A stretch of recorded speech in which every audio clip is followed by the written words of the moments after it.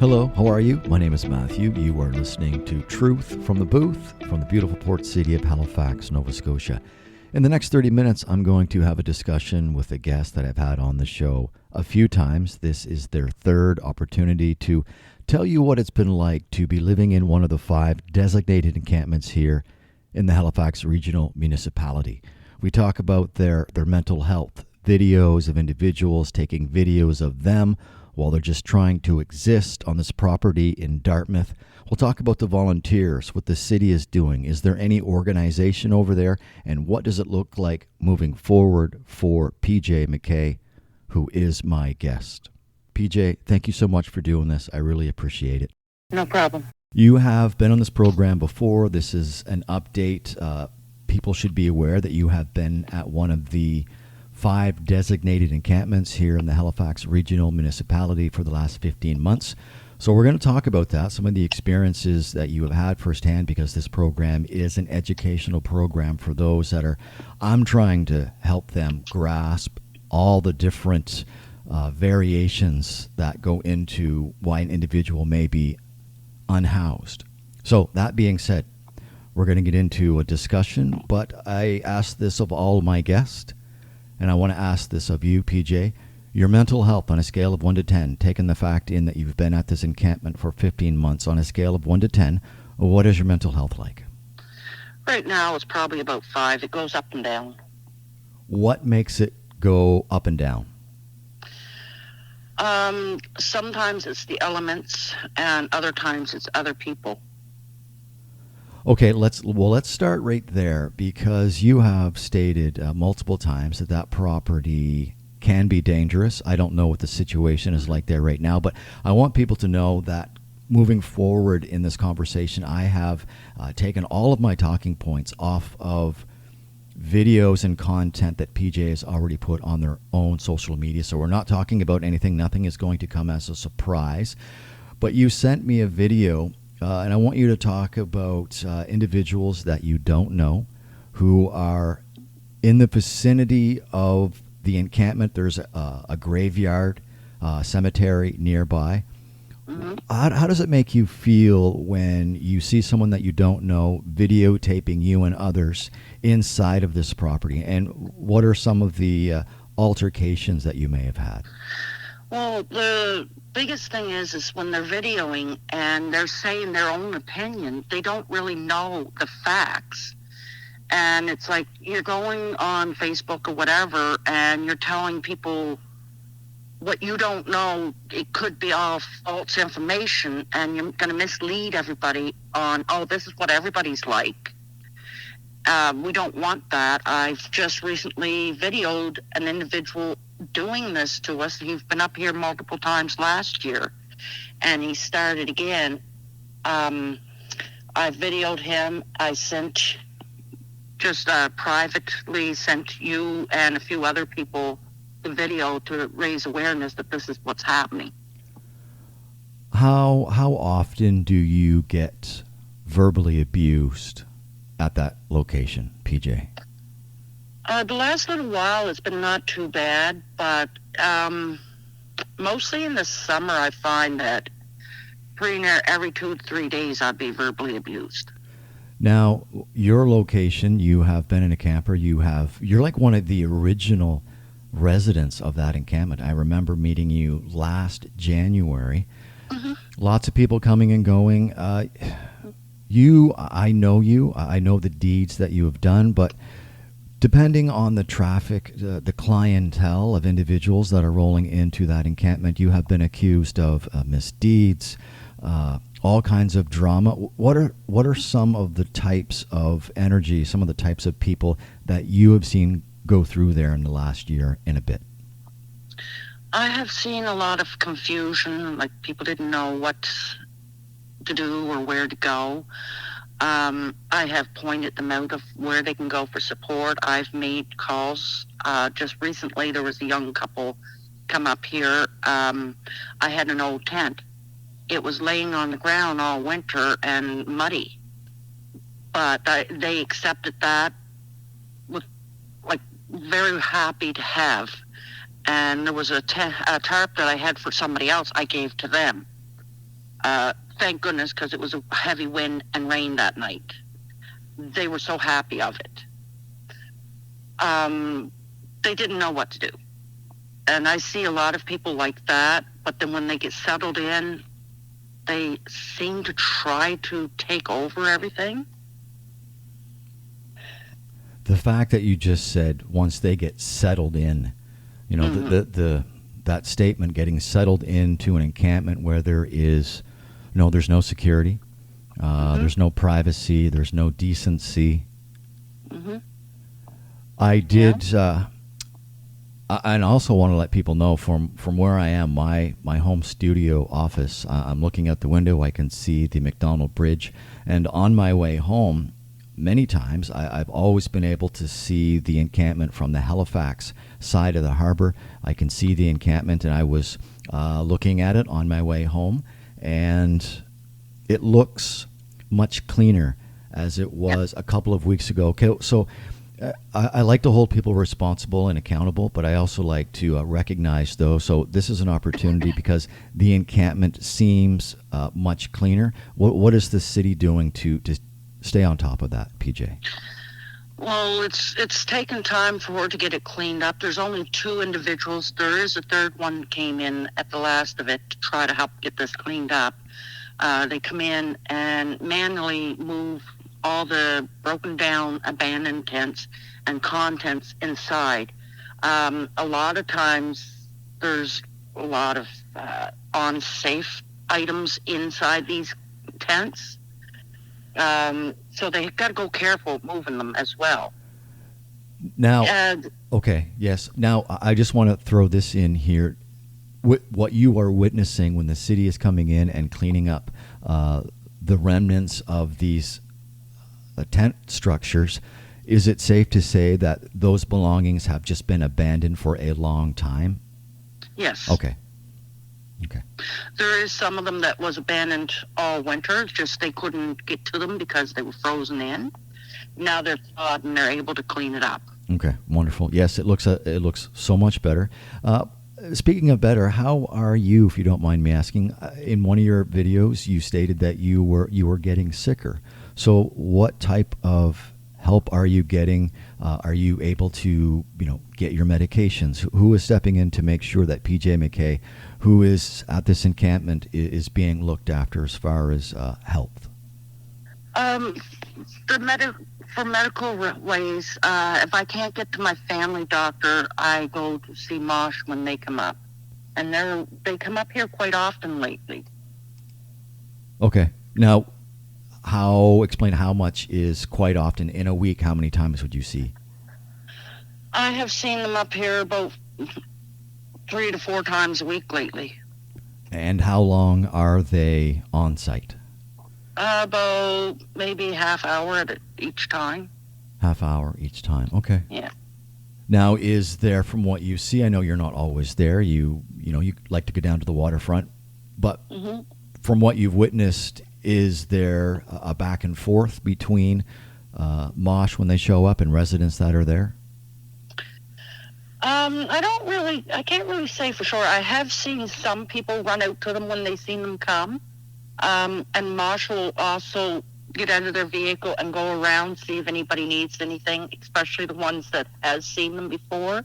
They know that they have these medical conditions, so they'll check up on them, see if they're okay. Okay. Search and rescue, before I forget, how often did you see search and rescue up at the encampment this winter? I've spoke to them once. I think they were up here maybe 2 to 3 times.